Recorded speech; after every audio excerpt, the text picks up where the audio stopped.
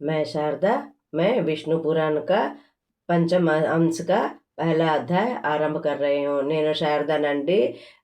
5వ అంశంలోంది 1వ అధ్యాయం ఆరంభం చేస్తున్నాను। वसुदेव देवकी का विवाह देवगणों का क्षीर सागर पर जाना तथा विष्णु भगवान का प्रकट होना, कृष्णावतार का वर्णन।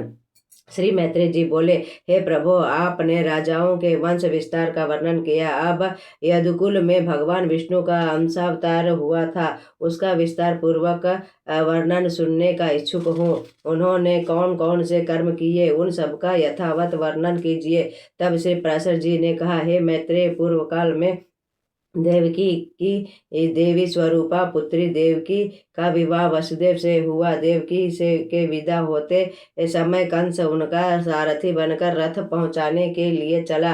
उसी समय आकाशवाणी हुई कि हे कंस, जिस बहन को तू इतने प्रेम पूर्वक पहुंचाने जा रहा है, इसी देवकी के 8वें संतान के हाथों तेरी मृत्यु होगी। आकाशवाणी सुनते ही कंस गुस्से में आग बबूला हो गया और खड़ग निकाल कर देवकी को मारने के लिए झपटा।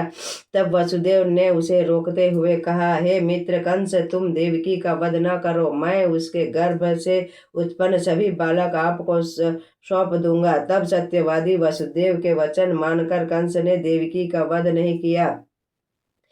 उसी समय भार से पीड़ित पृथ्वी गौ का रूप धारण कर देवताओं के पास सुमेरु पर्वत पर गई और ब्रह्मा जी सहित समस्त देवताओं को प्रणाम करके वह कहने लगी, हे देवगण, आदित्य, रुद्र, मरुद्र गण, साध्य गण, अग्नि, पितृगण और अत्रि आदि आप सभी महात्मा विष्णु के अंश रूप हैं। इस समय काल नेमी आदि दैत्यगण जिन्हें भगवान विष्णु ने मारा था, इस समय वही राजा उग्रसेन के पुत्र कंस के रूप में उत्पन्न होकर जनता को अत्यधिक कष्ट दे रहा है। अरिष्ट, धेनुक, प्रलंब, नरक, सुंद, बालिका का पुत्र बाणासुर और अन्य दैत्य राजाओं को घर में उत्पन्न हुए हैं। हे दिव्य मूर्ति, इस घड़ी मेरे ऊपर राक्षसों की अनेक अक्षौहिणी सेना विद्यमान है। उन्हें अपने पर धारण करने में मैं सर्वथा असमर्थ हूँ। शीघ्र ही मेरा भार उतारने का उपाय कीजिए, कहीं ऐसा न हो कि मैं रसातल चली जाऊं। तब ब्रह्मा जी बोले, हे देवगण, देवी पृथ्वी के वचन सत्य हैं। मैं शंकर जी और आप सभी लोग वास्तव में नारायण रूप हैं। आओ हम सभी क्षीर सागर के तट पर चलें और भगवान श्री नारायण से निवेदन करें। वे विश्व रूप सर्वात्मा संसार के हित के लिए अपने शुद्ध सत्व अंश से अवतरित होकर पृथ्वी पर धर्म स्थापन करेंगे। श्री पराशर जी ने कहा,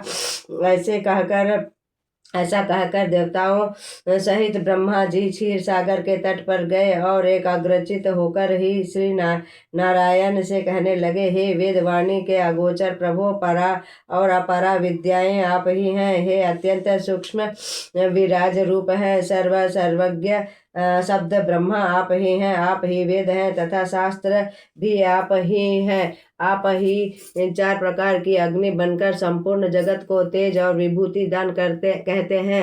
हे ईश, एकमात्र जो परम पद है वह आप ही हैं। ज्ञानी पुरुष द्वितीय चक्षु से आपके ही दर्शन लाभ करके धन्य होते हैं।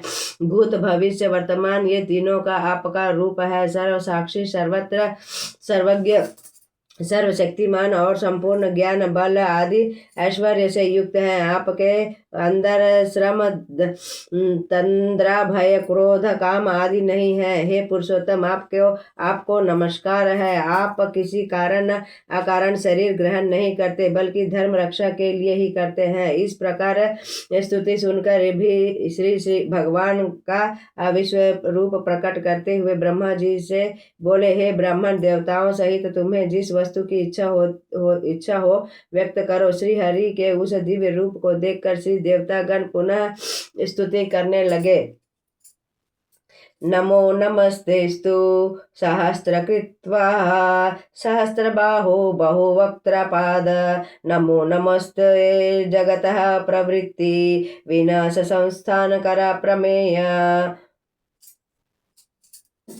हे सहस्त्रबाहो, हे अनंत मुख और चरण वाले, आपको हजारों बार नमस्कार है। हे जगत की उत्पत्ति, स्थिति और विनाश करने वाले, हे अप्रमेय, आपको बारंबार नमस्कार है। हे भगवान, आप सूक्ष्म से भी सूक्ष्म, गुरु से भी गुरु है तथा प्रधान, महत्व और अहंकार आदि प्रधान भूत मूल पुरुष से परे है। हे भगवान, आप हम पर प्रसन्न होइए। हे देव, इस पृथ्वी के पर्वत रूपी मूल बंध पर उत्पन्न हुए महान असुरों के उत्पात से उनके पाप जन्य कर्म के भार से दबी जा रही है।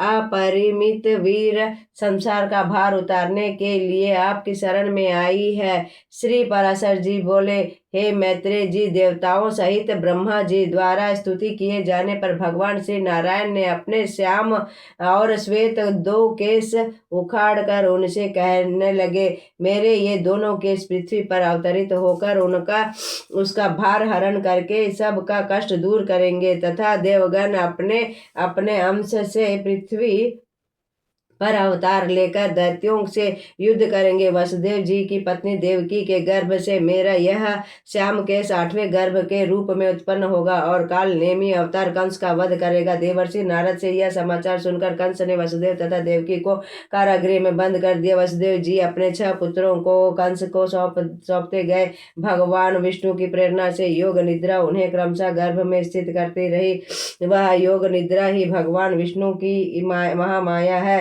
उससे श्री भगवान बोले, हे निद्रे, पाताल में स्थित 6 गर्भों को एक एक करके देवकी की कुक्षी से स्थापित कर दे। कंस द्वारा उनके मारे जाने पर शेष नामक मेरा अंश देवकी की कुक्षी से निकाल कर वसुदेव की दूसरी स्त्री रोहिणी के गर्भ में ले जाकर स्थापित कर दे। संसार यही कहेगा कि देवकी का 7वां गर्भ गिर गया। वह 7वां गर्भ संसार में संकर्षण के नाम से प्रसिद्ध होगा।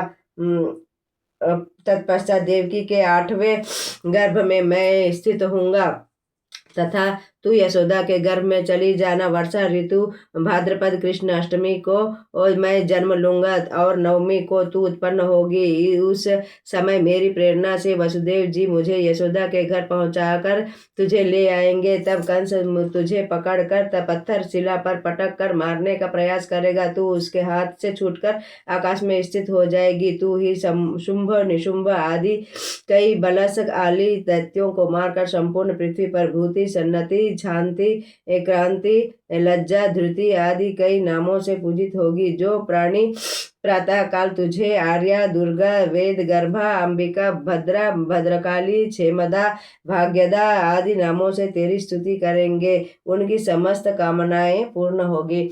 मैं विष्णु पुराण के 5वें अंश का पहला अध्याय समाप्त करती हूँ।